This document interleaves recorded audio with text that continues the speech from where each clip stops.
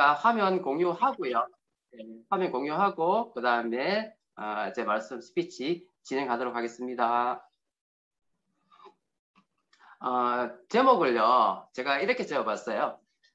새로운 도전, 그 다음에 새로운 시작, 이렇게 한번 적어봤는데, 혹시 제 스피치나 이런 거는 좀 팀에서 좀 많이 들어보셨는지 모르겠네요. 사실 들어보셨으면 뭐 제 스토리 아시는 분도 있으실 거라고 생각을 하고요. 그래서 뭐 처음 듣는 분도 있다고 생각을 하고 제가 편안하게 진행해 보도록 할게요. 참고로 지금 제가 현재 있는 데가 어딘지하면 제 병원 진료실이에요. 뒤에 뭐 특별히 보이는 건 없지만 제가 이렇게 환자를 보고 있고요. 그 다음에 제가 그냥 평범 입으려 하다가 여름에 입는 제 가운이에요. 요즘은 그 흰 가운보다는 이런 거 자유롭게 많이 입잖아요. 그래서 제가 돌팔이긴 하지만 현직 의사 맞고요. 참고로 원래 이제 나이가 69년생이니까 원래 제가 53살이거든요. 그리고 전문의 생활 이제 한 20년 정도 더 됐는 것 같고요. 참고로 이 사진은 언제 사진이냐면 2002년도에 제가 참고로 제 전공은 산부인과예요. 산부인과인데 우리 첫째 애를 안고 그날 2002년 10월 6일 날 우리 애를 사실 제가 이제 우리 옆에 제 와이프도 간호사거든요. 제가 돌팔이라 가지고 자연분만을 못했어요. 그래서 그것도 토요일 날 막 터는 애를 새벽 3시에 일요일 날 제가 수술을 해서 아침에 지금 이게 해신 돌고 있는 모습이에요. 그래서 제가 이 사진을 왜 올리냐면 참 제 인생에서 어쩌면은 가장 행복해야 될 그 순간, 그리고 제가 정말 원했던 의사가 되고 전문의가 되고 그다음 경제적으로 어느 정도 안정화됐고 그다음에 사랑하는 와이프가 놓은 이 아기를 안고 정말 행복해야 되는 이 순간, 그 순간을 나타내면서 제가 의사이고 와이프는 간호사라는 사실을 보여드리기 위해서 이 사진을 먼저 맨 처음 화면에다 이렇게 올려다 봤어요. 그래서 지금 그러다 보니까 벌써 제가 나이가 50이 넘었고 의사생활만 지금 현재 제가 면허 땄는 지가 97년도에 제가 의사를 뗐으니까 20년, 20한 5, 정도 됐죠? 20한 4, 5년 됐구나. 참 세월이 빠른 것 같아요. 그래서 제가 암회 속에서 벌써 한 12년 정도 지금 암회를 하고 있는 것 같고요. 하여튼 뭐 그렇게 지금 지내고 있습니다. 자, 요거는 제가 2016년도에 제가 다이아몬드 가기 딱 한 달 전에 찍었던 사진이에요. 그때 이제 보면 아까 그 안고 있던 그 애가 요때가 중학교 3학년이었거든요. 중3이었고 그 다음에 둘째가 태어났어요. 참고로 저희 첫째와 둘째의 터울은 11살 나요. 11살. 왜 11살 나느냐? 암웨이 때문이에요. 그리고 이 사진은 이것도 벌써 한 3년 됐네요. 2년 정도 전에 찍었는데 그 큰 놈은 이때가 이제 고등학교 2학년이었고요. 지금은 참고로 요번에 고3이었거든요. 그래가지고 작년에 이제 시험을 쳐서 참 제가 김태술 리더님과 배순천 리더님 감사 인사를 안 했네. 참고로 저 고향이 성주거든요. 경상북도 성주군이고요. 김태술 리더님이 제가 알기로 저희 고향하고 가장 가까운 곳에 어디죠? 거기 청도가 아니고 제 친구 고향인데 가까운 곳이던데. 그래서 제가 김태준 리더님하고 배순천 리더님이 지금 대구 분이시라서 대구고 경북 분이시라서 너무 친근감이 있어요. 그래서 평상시 참 존경했는데 이 첫 인사를 해야 되는데 죄송합니다. 하여튼 존경하는 두 분 그룹에서 제가 이렇게 스피치하게 돼서 너무너무 감사합니다. 예, 그래 하고요. 이 사진은 한 2년 전에 이제 됐고요. 참고로 저희 애가 요번에 그 국제고등학교에 다녔거든요. 그래가지고 미국에 지금 합격을 했는데 코로나 때문에 못 가가지고 지금 1년 동안 대구에 한국에서 지금 공부를 해야 될 그런 상황이에요. 그래서 지금 현재 집에 와 있는 상태. 그리고 둘째가 이렇게 많이 컸고요. 그 다음에 지금 집에 저희는 지금 고양이, 그 다음 강아지 이렇게 좀 복잡합니다. 하여튼 이렇게 행복하게 지내고 있는 중입니다. 자, 제가 시작을 할게요. 뭐 제 스피치 들어보신 분은 알겠지만 제 인생은 어쩌면은 13세 때의 어떤 일 때문에 제 인생이 확 바뀌어 버리게 됐어요. 제가 고향이 아까 송주 용암이라고 말씀드렸는데 중학교 1학년 때 4월 달이에요. 학교를 가는데 아버님이 연기야 학교 잘 갔다 와 이렇게 말씀하셨는데 그 말이 저는 아버지의 마지막 모습이었어요. 그래서 집에 학교를 하고 집에 왔는데 아버님께서 갑자기 돌아가셨어요. 그래서 뭐 저는 전혀 생각지도 못한 상황 속에서 아버지의 부재를 만나게 됐고 그리고 한 번도 제가 가난하다고 생각해 본 적이 없는데 가난이 그냥 저한테 그냥 왔었고 그래서 그때 아버님 나이가 41세인데 이 41세 가장의 부재가 저한테 온 충격은요. 처음에는 사실 너무 어렸기 때문에 전혀 안 나왔어요. 안 나왔는데 시간이 지나니까 저는 사실 아버지 돌아가셔도 그때 울지도 못했어요. 너무 어렸기 때문에. 그런데 지나고 가만히 보니까 그냥 가난한 놈이 나한테 그냥 왔었고. 그래서 제가 중학교 1학년 때 그 담임 선생님, 지금도 성함이 기억이 나요. 윤문웅이라는 영어 선생님이었는데 그분한테 가서 선생님 어떻게 하면 이 가난에서 벗어날 수 있습니까? 라고 제가 선생님한테 질문을 했어요. 하니까 선생님이 뭐라고 이야기했냐면 그래서 제가 너무 어린 나이에 철이 들었던 거예요. 그래서 그러면서 그때 가난이 시작되고 이 돈에 대해서 돈 걱정을 하게 되고 그래서 선생님 여쭤보니까 선생님이 뭐라고 얘기하시냐면 열심히 공부해가지고 좋은 대학 들어가고 그 다음 좋은 직장을 가게 되면 이 가난에서 벗어날 수 있을 것 같다. 그리고 더불어서 하시는 말씀이 뭐냐면 만약에 네가 정말 열심히 공부해가지고 의사나 뭐 변호사 이런 전문직이 되면 부자가 되지 않을까 이런 말씀하셨어요. 그래서 참고로 제가 옆에 있는 이게 멋있는 의사분 계시잖아요. 물론 의사는 탤런트이긴 하지만 저도 이렇게 멋진 의사가 되고 싶었는데 인물이 안 되다 보니 제가 언제 한번 다이아몬드 되고 나가지고 머리 이렇게 한번 파마를 해봤더니만요 머리만 커지더라고요. 제가 머리가 좀 크잖아요. 참 제가 경상도 사람인데 잘 이해되세요 제 말투가? 그래서 이런 멋진 의사라기보다는 정말 이제 전문의가 되기만 하면 내 모든 게 다 해결될 것 같은 그런 마음으로 정말 열심히 공부했어요. 그래서 저는 고등학교 1학년 때 중학교였죠. 중학교 1학년 때부터 그 촌에서 아무도 공부 안 하는 그 긴 교실에서 저는 공부를 시작했고요. 그리고 고등학교 때 다시 이제 대구로 나가게 되면서 대구의 개성고등학교라는 데를 가게 되고요. 그런데 제 환경이요. 제 스토리를 들어보신 분은 알겠지만 고등학교 1학년 딱 되는 순간 어머님께서 결핵이라는 병을 앓게 되고 그러니까 제 인생이 그때 이미 바닥이었는데 지하로 내려가게 하더라고요. 그러니까 결핵이라는 병을 알았어요. 여러분 같으면 만약에 이런 상황에서 여러분 어떻게 하시겠어요? 저는 그때 어머님이 결핵이라는 병을 알았고 그 다음에 집에 돈을 벌 사람 아무도 없었고 여차하면 저는 어머니의 그 병을 안고 같이 죽을 수 있는 그런 상황이었거든요. 근데 저는 어떻게 했냐면 이 가난한 선생님의 그 말씀 열심히 공부해가지고 공부 열심히 하면 네 의사 될 수 있다는 그 말씀만요 믿고 저는 그냥 어머니 아프든 말든 돌아가시든 말든 저는 무조건 무시하고 어떻게 했냐면요 하루에 정말 많이 할 때는 18시간 평균 12시간 이상 계속 공부만 했어요. 그리고 지금 생각해 보면은요 제가 그렇게 공부를 했던 이유는 뭐냐면 제 유일한 돌파구인 거예요. 제가 만약에 공부를 안 했으면 저는 아마 그 당시에는 약간 반우울증이었는데 그러니까 그 우울증에 빠져서 제가 어쩌면은 어린 나이에 정말 자살하실 수도 있는 그렇지만 저는 공부를 했기 때문에 그것이 제 도피처였던 것 같아요. 그래서 아침에 6시 대에서 학교에 가면 집에 들어가면 1시 그리고 1시에 들어가가지고 제가 하는 일은 뭐냐면 어머니가 안 들어가셨는지 이래 가서 숨 쉬는 거 확인하고 그런 삶을 살았던 것 같아요.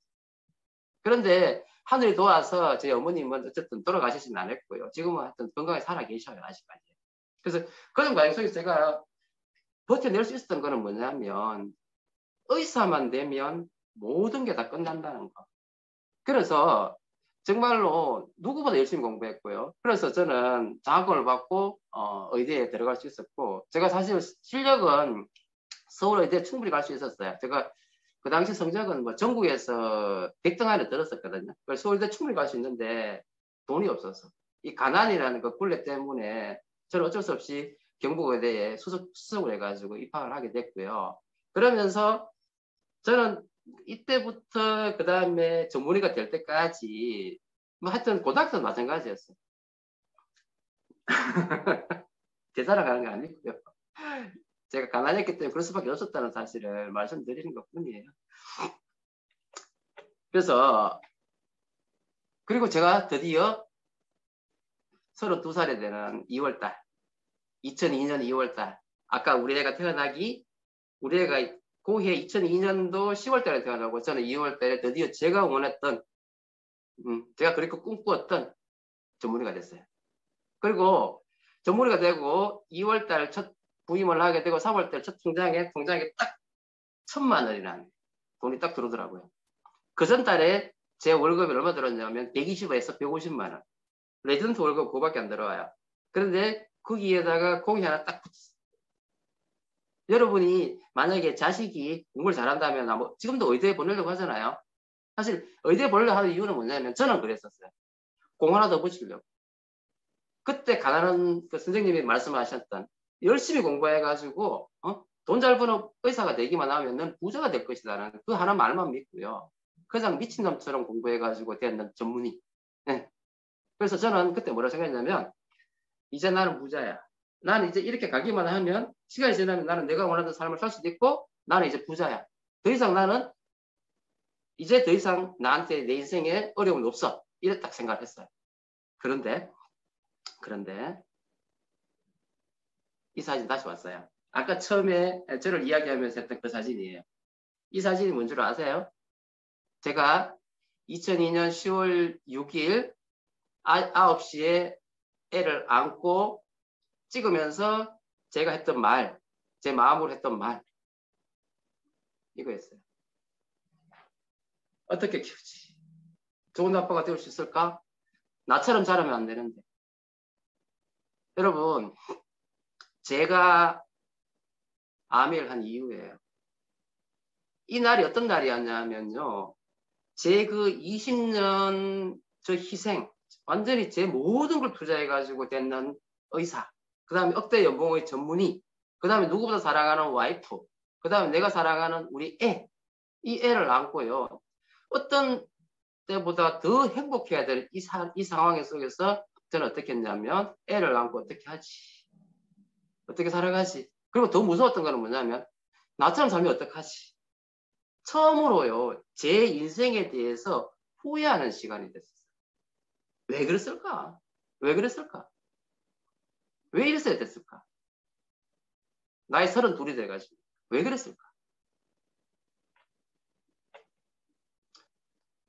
아까 그게 10월 달이에요. 그런데 제가 이 책을 2002년도 8월 달에 읽어요. 제가 보여드릴까요? 이 제 책입니다. 제 진료실이거든요. 이 책이에요. 보이시죠? 이 책이에요. 여전히 이렇게 돼 있잖아요. 이렇게. 이거 왜 이렇게 된지 아세요? 여름에 이 책을 읽으면서 너무 화가 나가지고 제 진료실에서 집어 던져가지고 이랬답니다. 제가 사실 이 책이 제 인생의 가보거든요. 그래서 항상 저를 따라다녀요. 왜 그랬을까? 이 책에서 뭐라고 이야기하느냐면요. 이렇게 얘기하는 거예요. 뭐 다 아시는 거지만. 가난한 사람은 수입에 관심이 많아가지고 수입을 늘리려고 살아가는데 부자들은 자산에 관심이 많다는 거고 가난한 사람 돈을 위해 일하지만 부자들은 돈이 자기한테 오게 만들기 위해서 하면서 시스템을 만들기 위해서 노력하는 사람이 부자라는 거예요. 근데 저는 비록 전문의가 돼가지고 돈의 수익이 늘었지만 가난한 사람인 거예요. 이 책에서 이야기하는 게 뭐냐면 너는 지금 가난한 생활을 했다는 거예요. 그런데 만약에요. 만약에 그때 상황이 내가 그 1,000만 원의 돈을 죽을 때까지 받을 수 있는 상황이라면 제가 비록 의사가 가난한 직업이라 하더라도 저는 후회 안 했을 거예요. 근데 왜 그랬을까? 왜 그랬냐면요. 제가 애가 태어난 10월 달에 애를 낳고 왜 불안했냐면 제가 3개월 후에 제가 잘려요. 12월 달에 저희 과가 사라지고 없어요. 그게 저 열심히 했거든요. 그때 제가 알았어요. 저는 뭐다? 병원장이 원하는 그런 삶을 못 살아주면 그래서 원하는 뭐죠? 열심히 돈 벌어주는 거잖아. 그죠? 돈 많이 벌어주는 의사. 실력이 좋고 이건 그 다음 문제. 돈을 많이 벌어주는 경제적으로 도움이 되는 의사가 되면 좀 살려주겠죠. 근데 제가 그때 상황이 그걸 못하는 그런 병원 시스템이었어요. 그래서 지금 그 이야기 다 할 수는 없는데 어찌됐든 간에 제가 3개월 후에는 저희 과가 폐과가 되는 그런 상황이었어요. 근데 제가 참고로 제가 그 병원에서 그 이후에 그 폐과될 상황을 이겨내고 13년 근무합니다. 어떻게 이겨냈을까요?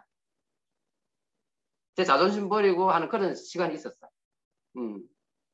그래서 제가 아메일 하기 전에는 이런 얘기 어디 가도 이야기한 적 없어요. 근데 아메일 하기 때문에 이런 얘기를 할 수 있었거든요. 그래서 제가 그 상황 속에서 자존심을 버리고 병원장한테 무릎 꿇고 빌면서 제 월급 깎이면서 견디내고 결국은 제가 알았던 건 뭐냐면 저는 뭐다? 노예인 거예요, 노예. 그러니까 이거 잘하는 거잖아요.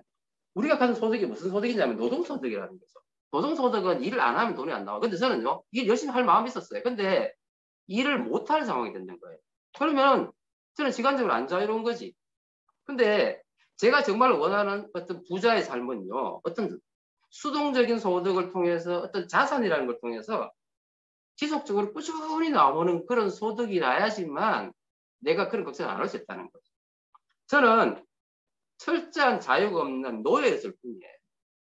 이런저런 모르는 대부분의 사람들은 니는 전문이고 억대 연봉자니까 니는 부자잖아 라고 이야기하지만 저는 뭐예요? 노예였을 뿐이라. 2002년도는 저는 뭐였냐면 병원장이 원하는 돈을 잘 못 벌어주는 노예였어요. 그런데 시간이 지나면서 제가 돈을 잘 벌어주는 의사로 탈바꿈했어요. 살아남아야 됩니다. 그러다 보니까 한 3, 4년 지나니까 제가 돈을 잘 벌어주는 귀족이 아니고요. 노예 대장이 돼 있었어요. 제가 노예 대장이 되니까 배원장님이, 주인님이 저를 이뻐해서 월급도 올려주고 그 다음에 진료 과정에서 진료 보정을 승진해주고 그랬던 것 같아요. 근데 중요한 거는요. 제가 그 2002년도부터 아메를 만나기 전 그 4, 5년 동안 그죠? 제가 이 자살을 만드는 방법을 찾기 위해 노력을 했겠죠. 근데 결론은 뭐다? 자살을 만들려면 다 아시다시피 특별한 능력이나 자본금이 있어야 되는데 저는 돈도 없고 능력이 없단 말이에요. 의사가 되는 방법만 알지 사회를 어떻게 살아가야 되는데 그런 걸 공부해 본 적이 없는 거예요. 그래서 결론 포기해버렸어요. 포기해버리고 이제 너는 병원에서 인정받고 있고 돈도 잘 벌어주니까 너는 노예 대장이잖아. 그냥 그래 살아. 응, 충분히 행복해지잖아. 이랬어요. 그래서 결론 이거예요. 제가 이거를 알고 결국은요. 우울증에 빠지고 불안증에 빠지고 그랬던 것 같아요. 의사는요.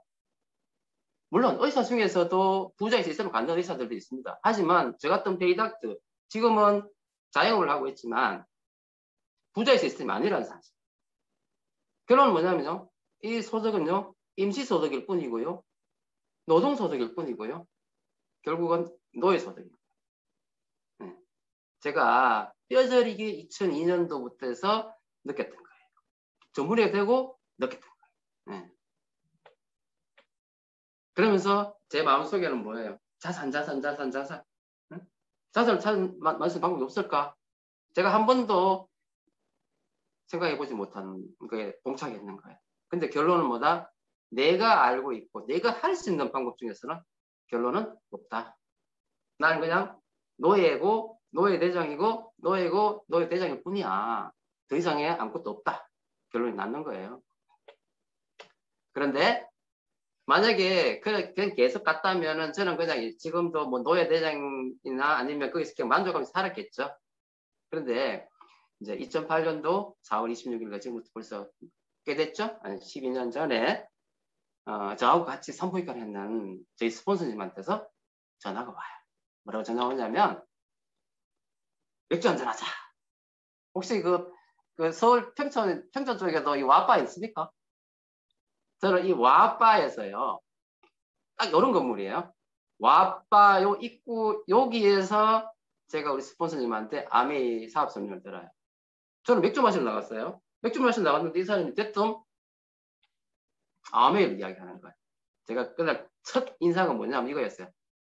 아메이가 뭐예요? 저한테는 피라미드. 들어본 적도 없는 거. 피라미드 나쁜 거. 이런 걸 내가 왜 해야 돼요? 왜 해야 돼요?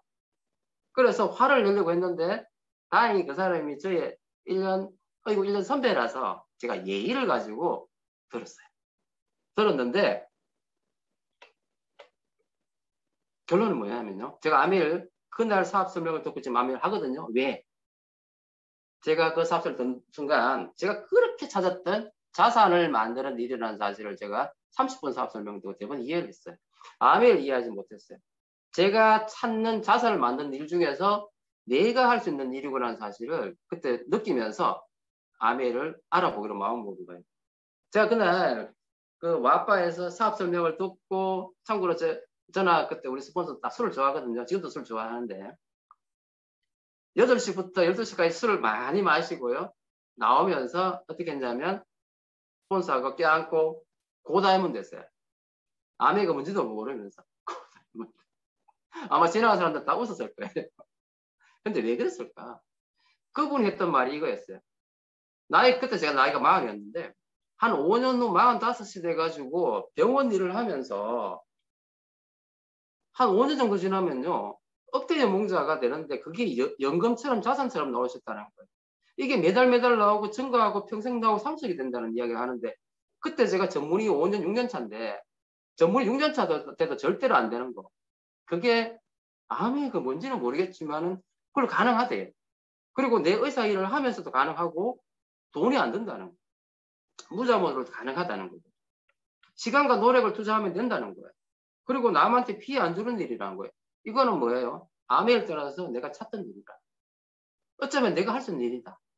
그래서 알아봐야 되겠다. 아마 그 생각을 했던 거예요. 순간적으로요. 내 가슴 속에 묻어두었던 그 꿈이란 놈. 제가 의사가 되기 전까지는 꿈을 가지고 꿈을 쫓아서 살았던 드림워커였어요. 그런데 전문의가 되고 나가지고 그 6년의 시간 동안요. 저는 그 꿈을 꾸는 순간 저는 우울증 환자가 돼버렸던 거예요. 그래서 이 꿈을요. 제 가슴 깊숙하게 밀어넣고요. 나오지 말게 못하게 했어요. 꿈이 나오는 순간 저는 다시 우울해지는 거예요. 왜? 방법이 없으니까. 그런데 이 사설을 듣는 순간요. 이 꿈이란 놈이 튀어나와 버려요. 해보라요. 해보래. 가능하잖아. 할 수 있잖아. 해보래. 뭔지는 모르겠지만 해보라는 거예요. 그리고 제발 이런 자산을 갖는 부자의 삶을 한번 살아보라. 실제로 이런 일이 벌어지면 어떻게 할 거냐. 나한테 묻더라고요. 그 친구가. 내 속에 있는 김영기가 나와가지고 묻더라고. 어떻게 할 거냐고. 해야지. 또 결론이었어요. 그러면서 자 그때부터 3개월 동안 철저하게 알아봐요. 알아보고 7개월 만에 제가 SP라는 걸 해내요. 해내는데 문제는 뭐냐면요.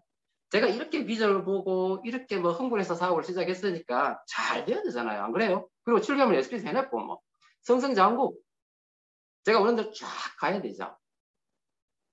근데 그래 되던가요? 지금 혹시 사업을 진행하시는 분 중에서 물론 그렇게 하시는 분이 계시겠지만 저는 그래 안 되더라고요. 그리고 이분이 이제 사실은 저희 팀의 수장님이시잖아요. 아시죠 여러분 그죠? 박수롱 리더님. 그러니까 제가 이 박수롱 리더님을 사실은 이제 첫 달에 또 만났는데 이분의 성함이 철웅인데요.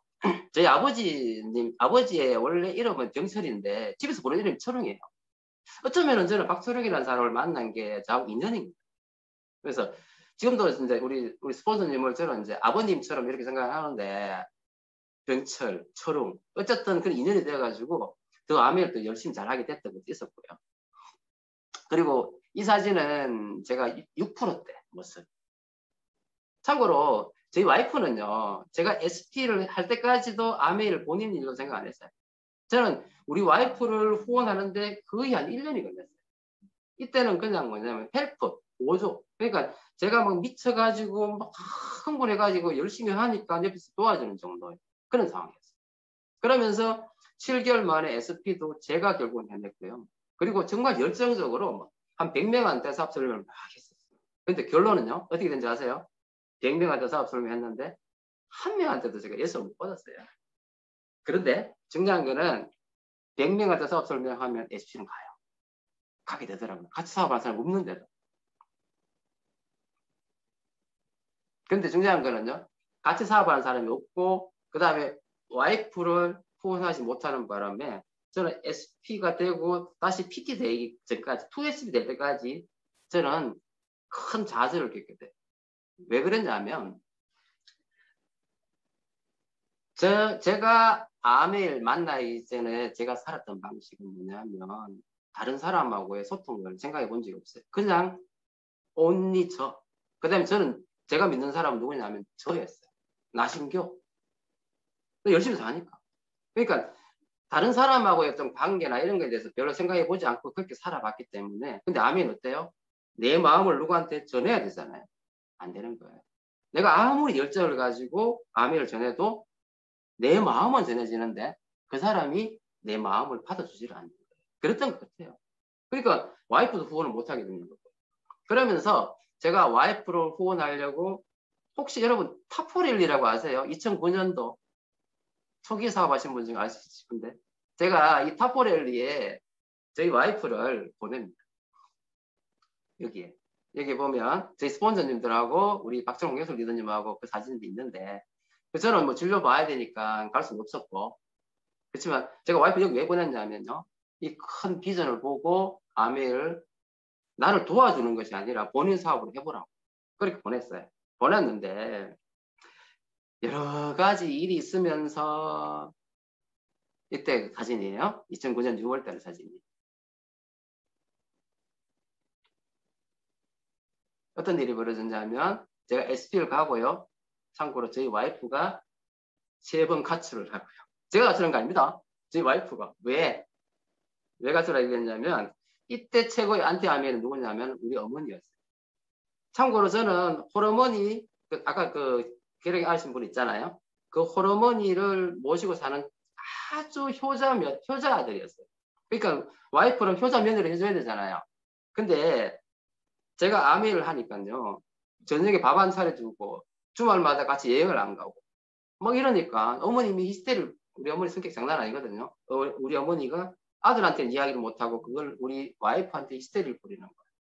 근데 와이프가 10년이라는 시간 동안 그걸 다 찾아주면서 이제 참아주면서 살다가 드디어 이렇게 해서 못 살겠다는 상황이 됐는 거예요. 그리고 거기에 내가 또 아메까지 같이 하자고 이야기를 하니까 뭐 여러 가지 문제가 있었겠죠. 이걸 뭐 자세한 얘기 다 할 수는 없었고, 제가 결론을 말씀드리고 싶은 건 뭐냐면, 내가 어떤 일을 목표를 가지고 하면은 반드시 뭐가 오느냐면 나를 방해하는 방해꾼이 반드시 옵니다. 근데 그 방해꾼은 누구냐면 내하고 제일 가까운 사람.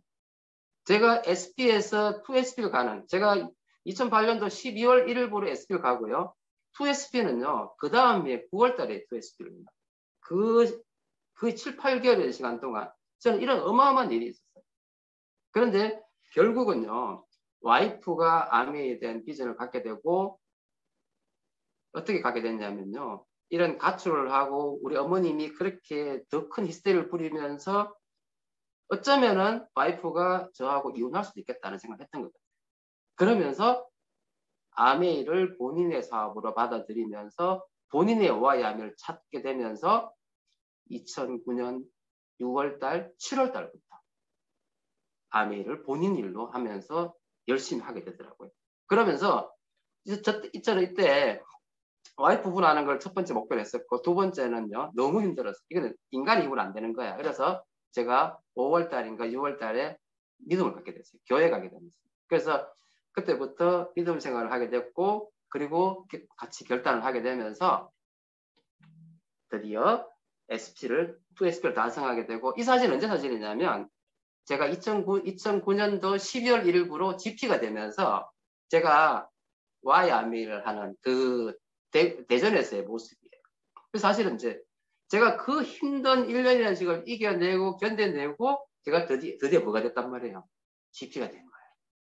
그리고 제가 이 와이아메를 그때 우리 스폰서님이 허락해 주셔가지고 와이아메를 한 30분 했거든요. 30분 하고 그때 초청 게스트 오신 분이 아시죠? 김종환 리더님. 김종환 리더님. 그래서 제가 이날을 지금도 하여튼 저한테는 큰 그거였기 때문에 그 이겨내고 제가 GP를 달성하게 됐는 그 날이었기 때문에 저는 지금도 잊을 수가 없어요. 그러면서 같이 와이프하고 이제 사업을 하게 되고 그 한 명이 후원 안 되던 그런 상황이었어요. 제가 이 GP 갈 때 제가 파트너 17명을 데리고 GP를 가게 돼요. 그래서 너무너무 행복한 그런 순간이었던 것 같아요. 그러면서 제가 PT를 달성하고 그 다음에 사파이어 다고 이렇게 됐죠. 이게 이제 그 이후에 그 다음에 그 해에 사파이어를 같이 달성하게 돼요.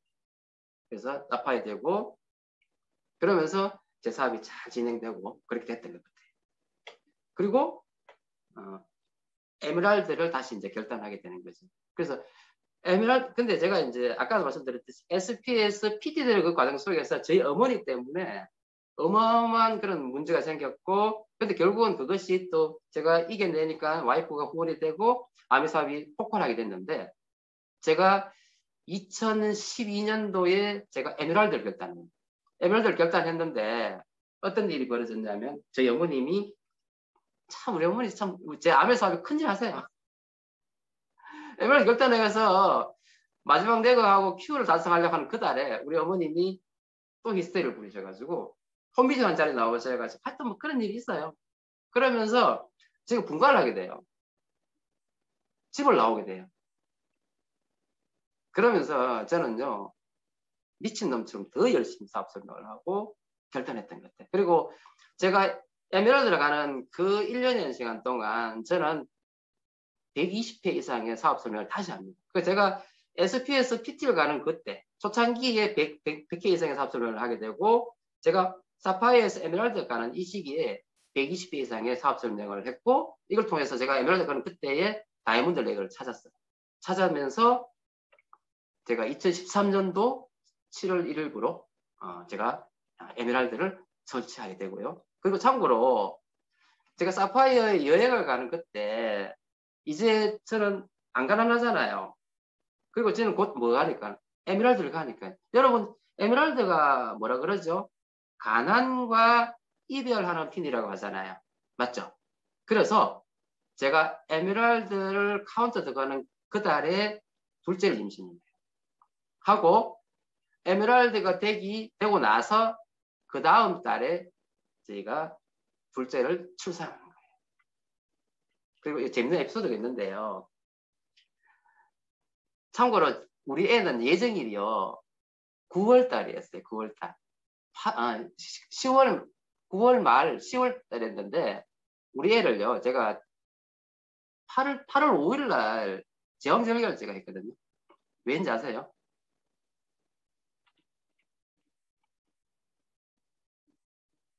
생후 50일 제주도 에메랄드 포럼 가려고요. 애 데리고. 지금 못 갑니다. 예정일 보다가 3주를 땡겨가지고 하는 바람에 안 그랬으면 에메랄드 포럼 여행을 못 갔어요. 와이프가 그 애를 놓아야 되기 때문에. 제가 산부인과 의사니까 알잖아요. 그래서 37주 딱 되자마자 제왕절개 해가지고 태어나게 해가지고 50일 만에 제주도 에메랄드 포럼을 가요.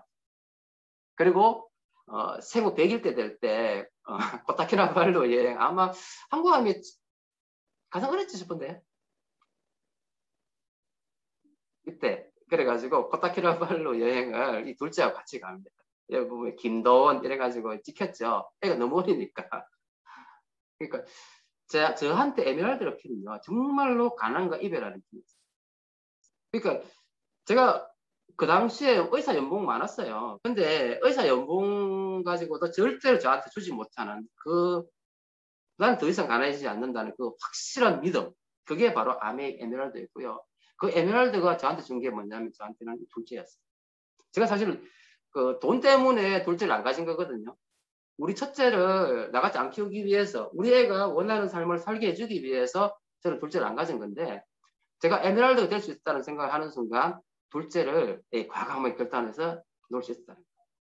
그래서 저는 이 사진이 저한테는 상당히 큰 비전이에요. 에메랄드 포럼을 가기 위해서 지향절개를 2주 빨리 3주 빨리 당겼었다는 거. 그 다음에 예를 들어 코타키나발루 여기까지 갔다는 거.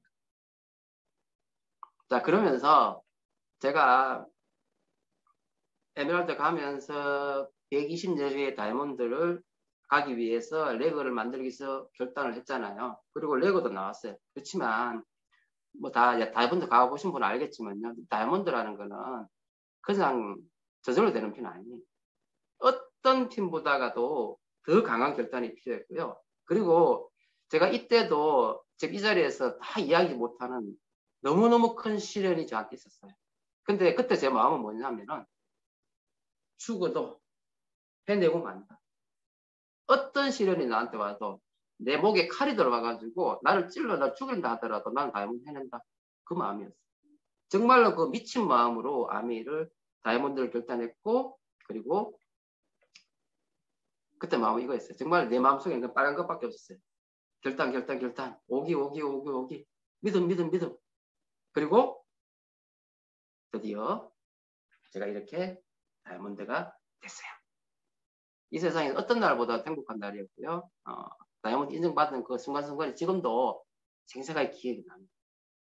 제가 다이아몬드가 왜 되고 싶었냐면 우리 애하고 같이 찍었던 다이아몬드 사진이에요. 그리고 제가 그 하와이 여행을 가서 제가 골프를 치는 사진인데, 참고로 제가 아메를 하기 전에요. 골프를 연습을 했고 사실은 하려고 시작을 했었어요.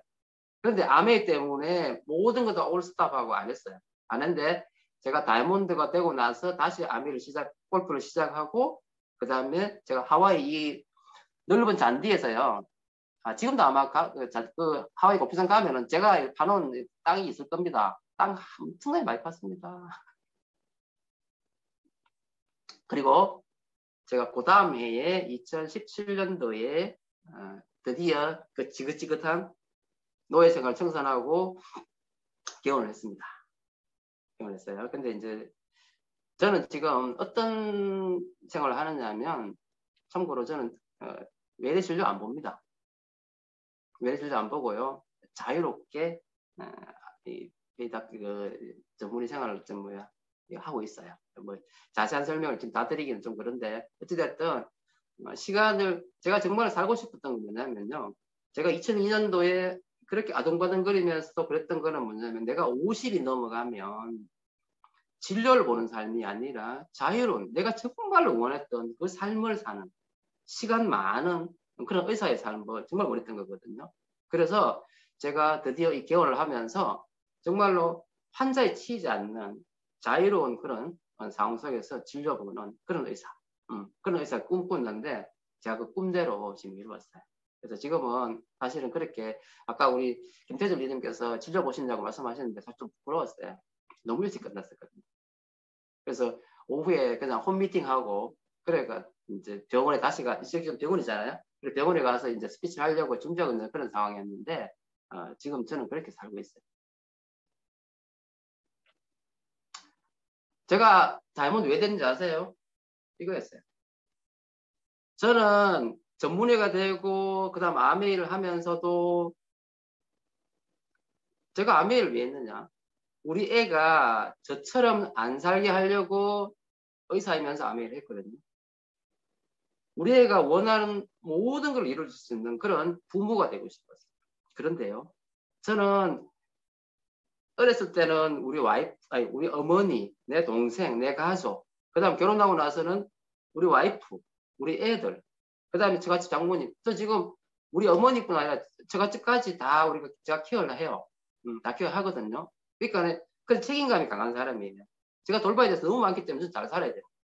그런데 중요한 건 뭐냐면요, 저를 한 번도 돌본 적이 없는 거예요. 저는 제가 뭘 좋아하는지, 뭘 잘하는지를 몰라요. 지금도 몰라요, 사실은. 왜? 해본 적이 없어요. 저 취미생활을 해본 적이 없어요. 학창시절 때는 공부한다고 바빴고, 그 다음 의대 들어가가지고는요, 낮에는 열심히 공부하고 밤에는 과외 선생하고 있어요. 저 그렇게 살았어요. 그 다음에 전문의 되고 나서도 전문의 하면서 암에 있잖아요. 저는 항상 두 가지를 했어요. 그러면서 제가 정말로 뭘 좋아하는지 자체를 모르고 살았어요. 그러니까요. 내 속에 있는 김정기가 계속 우는 거예요. 근데 못 가줄 때는 뭐냐면 그냥 참아주더라고요.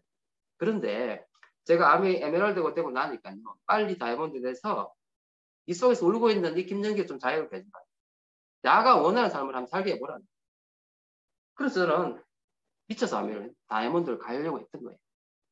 그리고 내 속에서 울부짖는 김정기가 이제 나와버리는 거죠. 다이아몬드 되니까. 나와가지고요. 이제 너를 위해서 한번 살아.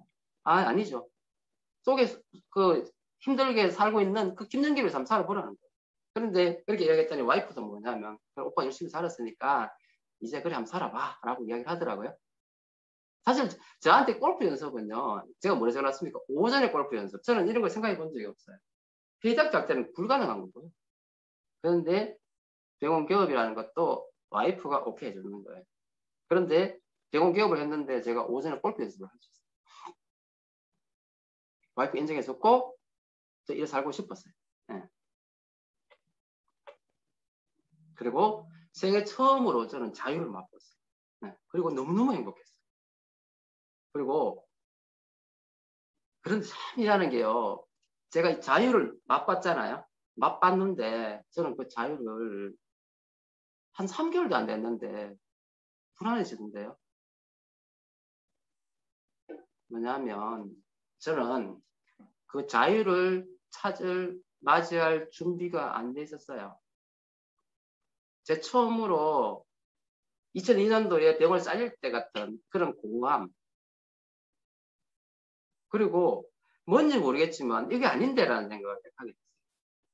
전문의가 되고, 전문의가 아니고 다이아몬드가 되고 병원을 개업하고 모든 게 자유로워지는 것 같은데 남들은 네 성공했잖아고 이야기하는데 아닐 거예요. 왜 그러지? 뭐가 문제였지? 뭐가 문제였지? 이런 생각 들었었어요.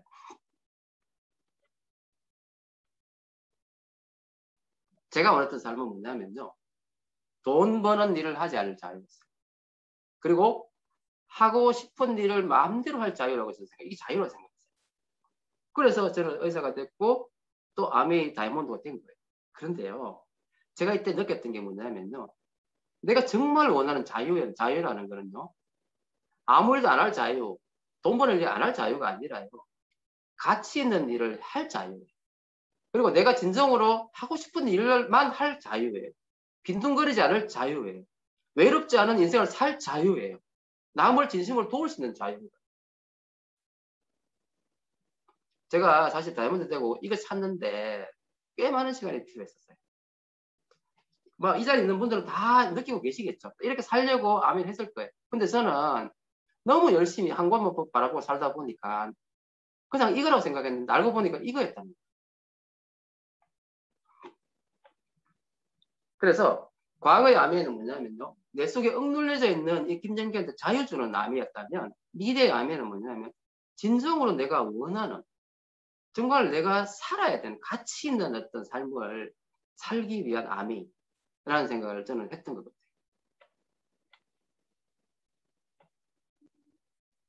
그리고 과거에 했는 제가 다이아몬드 되기 위한 아멘은요. 뭐였냐면요. 오기고 미침이었어요. 그 다음에 제 자존심을 지키기 위해서 저는 미친놈처럼 아멘을 다이아몬드 됐어요. 그런데요. 지금 제가 하고 있는 아멘은 뭐냐면요. 첫 번째, 저하고 소통을. 저는 요즘 제일 많이 투자하고 제일 신경 많이 쓰는 게 뭐냐면 소통이에요. 먼저 내면에 있는 나하고 소통해요.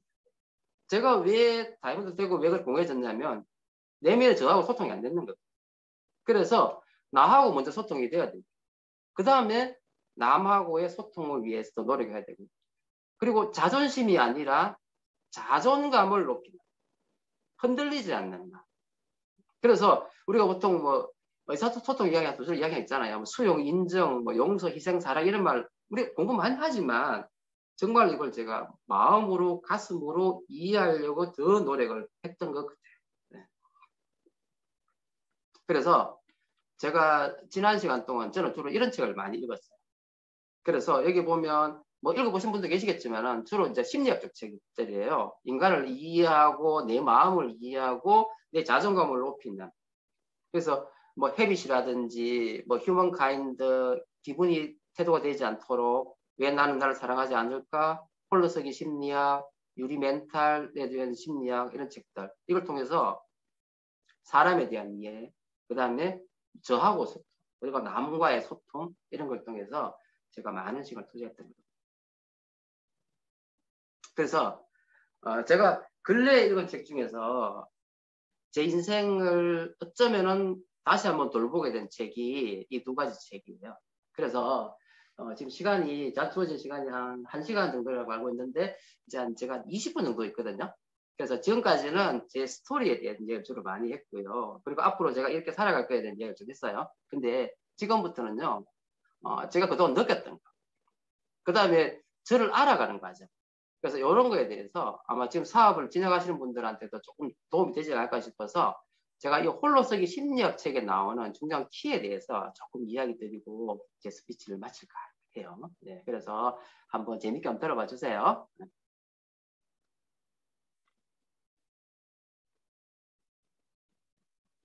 재밌을 거예요. 편안하게 한번 들어보세요. 제가 예제를 들어놨어요. 1번은 뭐냐면요.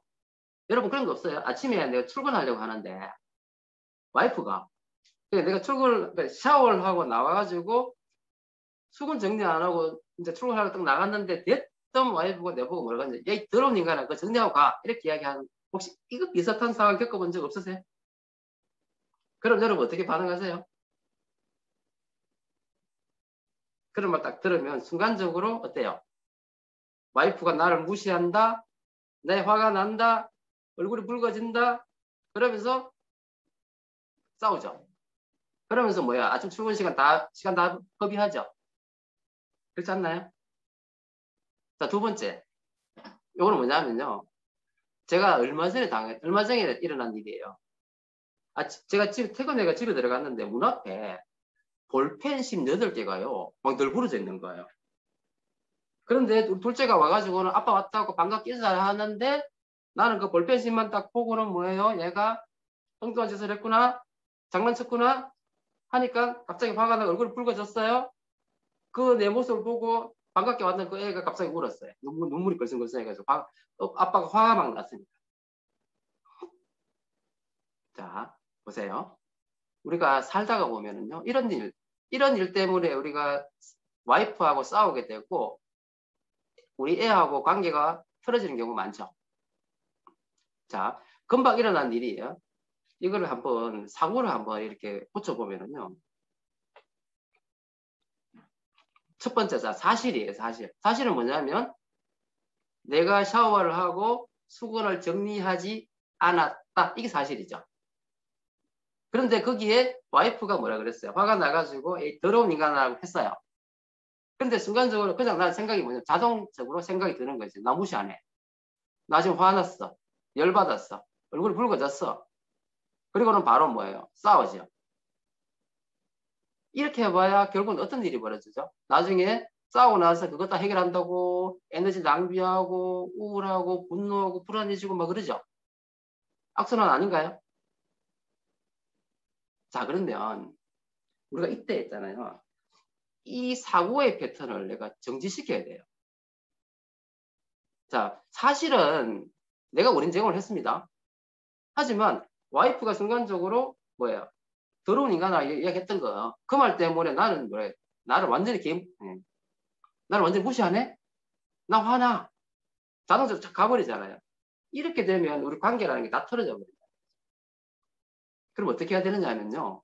이런 일이 벌어지더라도 사실에 대해서 와이프가, 그래서 내가 이때 뭐냐, 이 책에서 이야기하는 그거예요. 아까 홀로서기 심리학에 잘 나온 이야기가 뭐냐면 이 자동 흐름의 패턴을 정지시키라는 거예요. 내가 생각이 많이, 사실 그런 상황에서 생각이 들잖아요. 와이프가 나를 무시하네라는 생각이 들고 막 하잖아요. 그때 내가 화가 났잖아요. 이때 내가 밖에 나가서 김정기 화났구나라고 지켜봐야 돼요. 이 생각이 그런 패턴을 스탑을 시켜야 되는 거예요. 스탑을 시키면 어떻게 되느냐면, 자, 와이프가 왜 내보고 얘 더러운 인간을 이야기했을까요? 그럼 하는 이유가 있겠죠. 내가 그런 경우가 많았다. 그 때문에 화가 많이 나 있었다. 수도 있겠죠. 또 두 번째는요. 이거 말고 와이프가 지금 뭔가에 지금 화가 나 있었던 거예요. 그러니까 덧붙여가 나한테 화를 낸 거예요. 자기도 아마 이 사람도 그 감정이 다운되면은 후회할 거예요. 그러면 자존감이 높고, 그죠? 내가 그런 거에 흔들리지 않는다. 라면 어떻게 해요? 어떻게 반응할까요? 와이프한테? 아, 미안해. 뭐 그런 거 가지고 내보고 더러운 인간이라고 이야기하니 앞으로 내 잘 치울게. 라고 이야기를 해요. 그러면 와이프가 더 화낼까요? 끝. 맞죠? 자,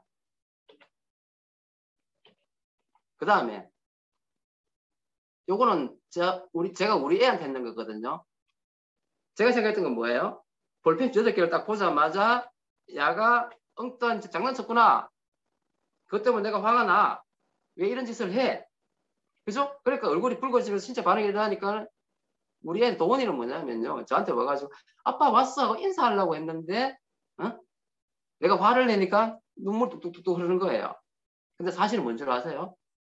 사실은 문이 잠겼던 거예요. 문이 잠겨가지고 내가 예전에 뾰족한 무가 없어가지고 볼펜신가 이런 적이 있단 말이에요. 그런데 애가 그걸 봤어. 그러니까 저는 힘이 있으니까 상 밀면 열리잖아요. 그런데 걔는 안 되는 거야. 안 되는 거니까 여러 개 가지고 해보니까 결국은 실패했던 거지. 그래서 아빠한테 와가지고 아빠 문 잠겼어. 문 좀 열어주세요. 이 말을 하려고 왔는데 나는 그거 아무 생각도 안 하고 그냥 자동 생각을 해가지고 반했거든요. 지금 이렇게 되는 경우는요. 우리의 이 자존감이 낮아져서 내가 자동적으로 분노가 일어나는 거는요. 내 마음속에 자존감이 낮았어요. 그래서 중요한 건 뭐냐면요. 나의 이런 자동적인 생각의 그런 패턴을요. 정지시켜야 돼요. 밖에 나가서 이런 나를 바라보는 힘, 그 힘을 기르셔야지만 이게 이렇게 되지 않는다는 거예요. 근데 이제 제가 지금 아멜 이야기 하니까 이걸 이제 다른 걸 생각해 본다면요.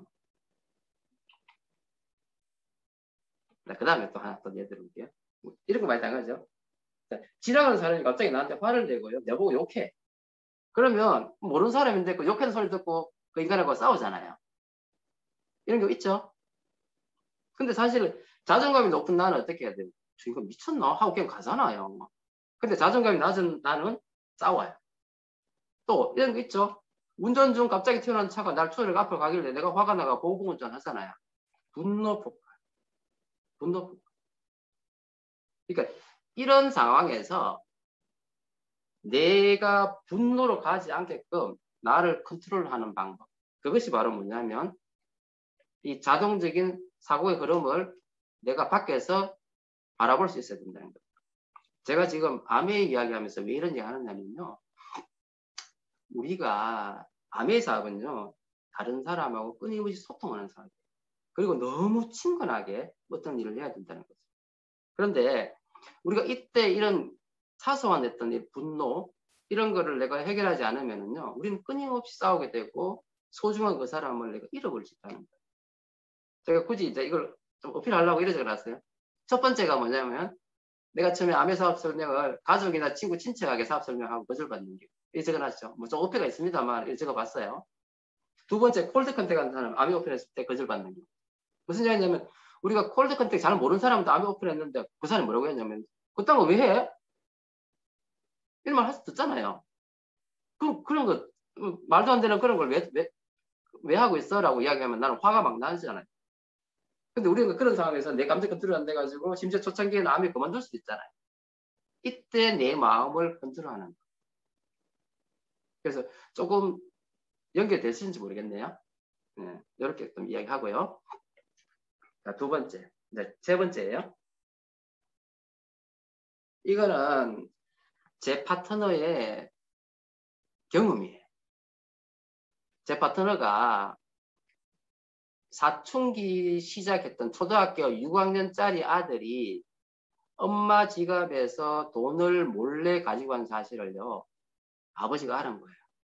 그런데 아버지가 아들 관리 잘못했다고요, 아이 엄마를 엄청나게 비난하는 거예요. 그러면서 아이 관리 잘하라고 하면서 지가 하면 되는데, 심지어는 매일 다 감시하라고 이야기했어요. 감시하라 지시했어요. 자, 이때 상황은 뭐냐면요, 아들이 돈을 훔쳤다는 팩트잖아요. 사실. 근데 그 사실을 알고 뭐예요? 우리 애가 지금 잘못됐다는 생각, 그 다음에 엉뚱한 짓을 했다는 그 생각이 있으니까 뭐예요? 화가 나죠. 분노가 일어나죠. 그러니까 뭐예요?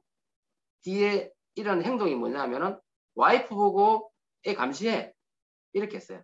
자, 그러면 여러분, 이런 애를 감시를 하면은 어떤 일이 벌어질까요? 사춘기예요. 어떻게 되느냐면요, 애가 엉뚱한 곳을 갈 확률이 높아요. 자, 여러분 애가 만약 이런 일이 벌어지면 여러분 어떻게 이 애를 관리하실 거예요? 어떻게 해주실 거예요? 중요한 거는요, 내가 내 감정을 컨트롤해야 돼요. 제가 그래서 이때 제가 이 파트너한테 어떻게 상담해 줬느냐면, 지금 그 파트너 어떻게 됐냐면, 먼저 애가 지금 잘못된 길을 갔다고 돈 훔쳤다는 그 때문에 막 화가 나 있는데, 거기다가 신랑이 애를 감시하라까지 하지 막 이러니까 감정 컨트롤이 안 되는 거예요. 분노, 그 다음에 불안, 막 이런 모든 감정이 해가지고 뭐 죽을 것 같은 그런 감정으로 저한테 상담을 하더라니까요. 자, 여러분이 스폰서라면 어떻게 상담해 주실래요?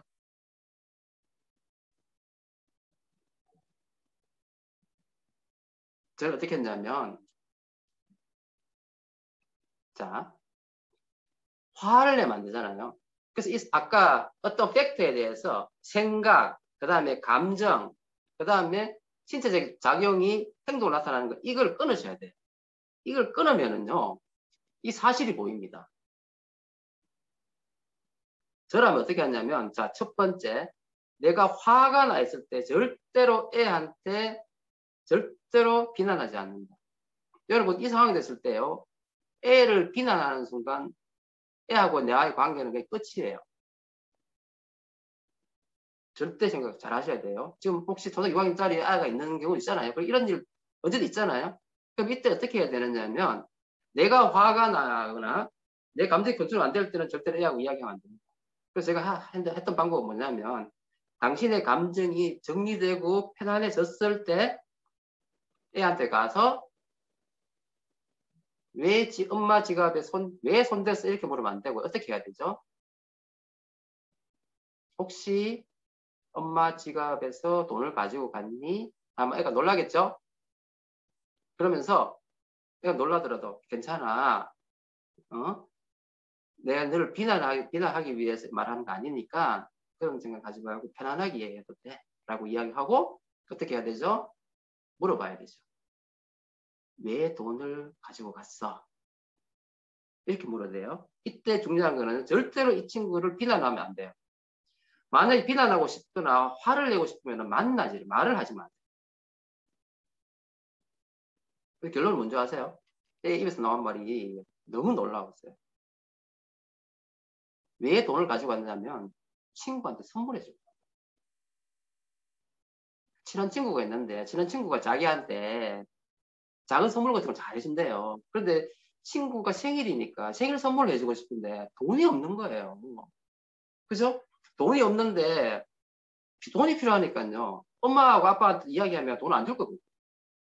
그죠? 하니까 어떻게 돼요? 급하니까 돈을 훔친 거예요. 자, 여기서 결론. 누가 잘못했어요?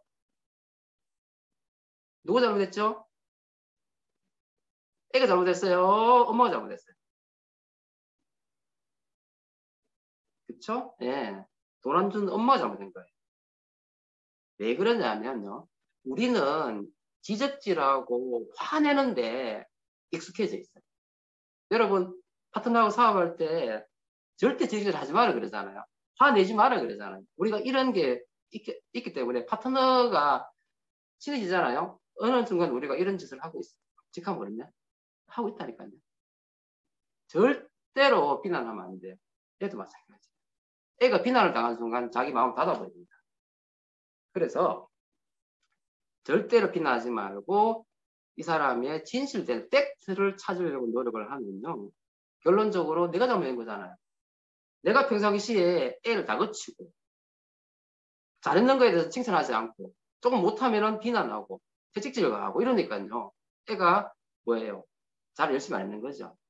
그러니까 결국은 뭐냐면 그래서 내가 어떻게 하라 그러냐면 애가 다시 이런 짓 안 하게 하려면은 애를 비난하지 말고 작은 거에 대해서 칭찬하라 그랬어요. 그래서 애가 조금 잘하면은요.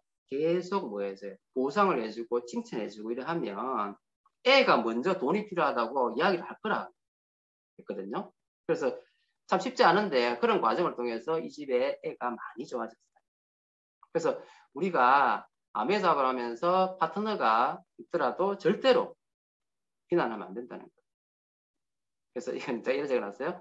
SP를 도전하는 소기 파트너가 갑자기 시스템에 벗어나고 아메 사업에서 갈등하고 있을 때 우리는 지적질하고 싶잖아요. 이거만 잘하면 될 건데 이러면서. 그죠? 절대로 그렇게 하면 안 된다는 거죠.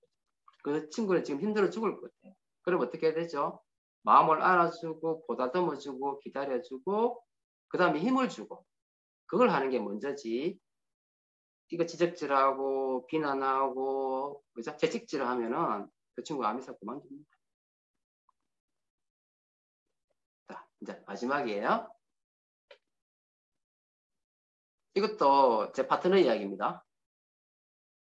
너무 착한 애인데요. 사춘기도 그냥 쉽게 지나갔어요.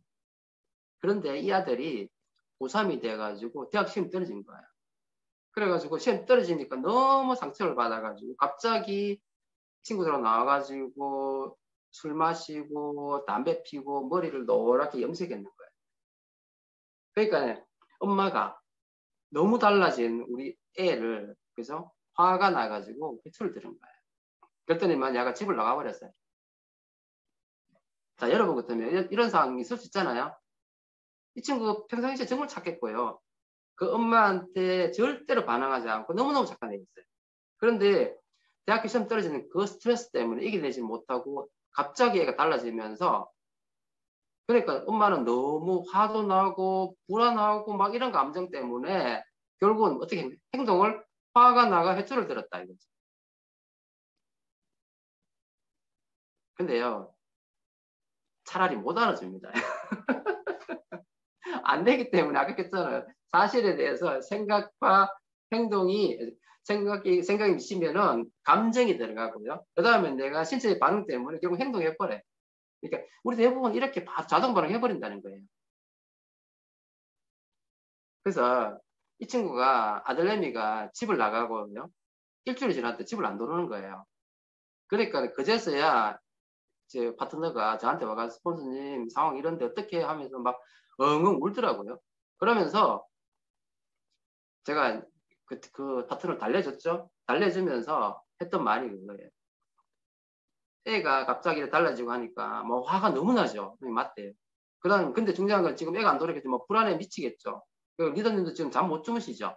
이렇게 얘기해서 하니까 그렇대요. 자 그러면 지금 어떻게 할까요?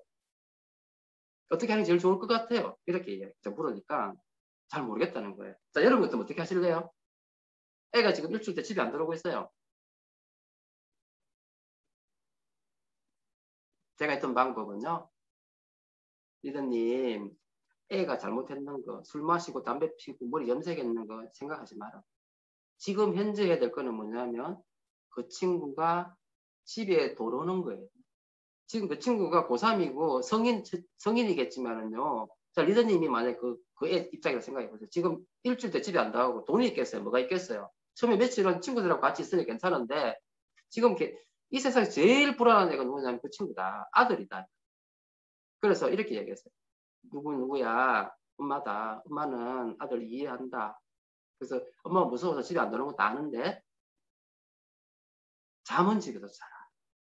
엄마가 내가 집에 들어와도 아는 척도 안 하고 할 테니까 문을 열어놓을 테니까 새벽 2시에 들어와도 좋고 늦게 들어와도 또 하여튼 집에서 잠만 자고 아침 일찍 나가도 괜찮아.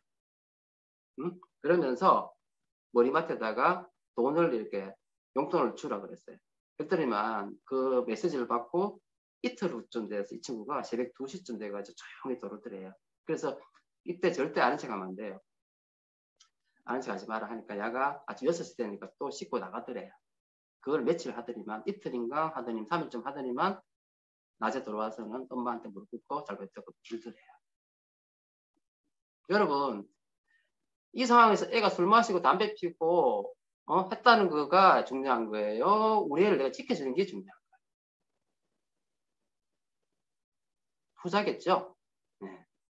그래서 결국은 그 친구는 그 이후에 다시 놀았고요. 정상적인 아들이 되었고요. 그 다음에 시험 쳐서 갔어요. 이거는 제가 뭐라고 적어놨냐면 너무 믿고 의지했고 정말 자세스러운 파트너가요. 코어 파트너가 갑자기 정책이 오고 아메 수업을 그만두고 힘들어하고 막 이럴 때 심지어 아메를 그만두고 할 때 우리 이런 경우 있잖아요. 이때 은연중에 우리가 그 파트너를 너무너무 믿고 있잖아요. 근데 믿고 있던 파트너가 제대로 못하면 화가 너무 나요. 근데 중요한 건 제일 힘든 건 누굽니까? 그 파트너 아닌가요? 그래서 이때 우리가 스폰서 해야 될 건 뭐냐면 그 파트너가 힘이 생기고 다시 열심히 할 수 있을 때까지 기다려주고 계속 워밍업 해주고 위로해주고 이렇게 해야 된다. 근데 이때 나의 작은 어떤 말 실수, 나의 작은 행동이 그 사람하고 영원히 빠이빠이를 할 수 있는 상황이 될 수 있다는 거예요.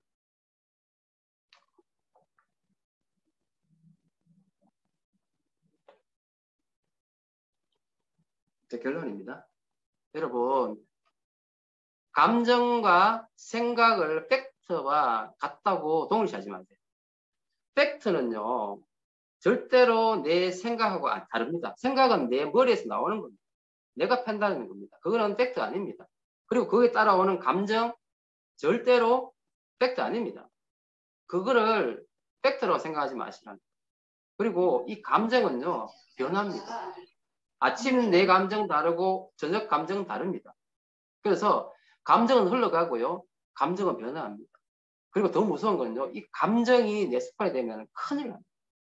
그리고요. 여러분 이런 말 하시면 안 됩니다. 나는 우울증 같아. 나 불안증 같아. 이런 말 하시면 안 됩니다. 내가 우울할 수 있습니다. 내가 불안할 수 있어요. 하지만 우울감과 불안감과 우울증, 불안증은 다릅니다. 내가 조금 불안하다, 우울하다 하더라도요. 이거는 내 의지에 의해서 얼마든지 이걸 컨트롤할 수 있고 바꿀 수 있습니다.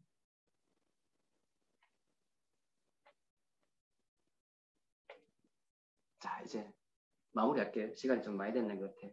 그래서 마지막 부분에 혹시 제가 이걸 했던 이유는 여러분 사업하면서 여러분의 마인드를 컨트롤하고 그 다음에 여러분의 자존감을 높이시는 그런 분이 되기를 바라는 그런 마음에 제가 이제 사실 요즘은 이런 부분에 신경 좀 많이 쓰고 있기 때문에 제가 같이 공유를 해봤고요. 자, 이제 마지막입니다.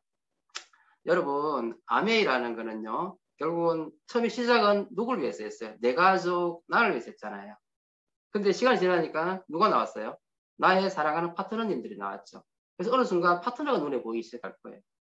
그런데 정말 중요한 거는 여러분의 스폰서님이세요.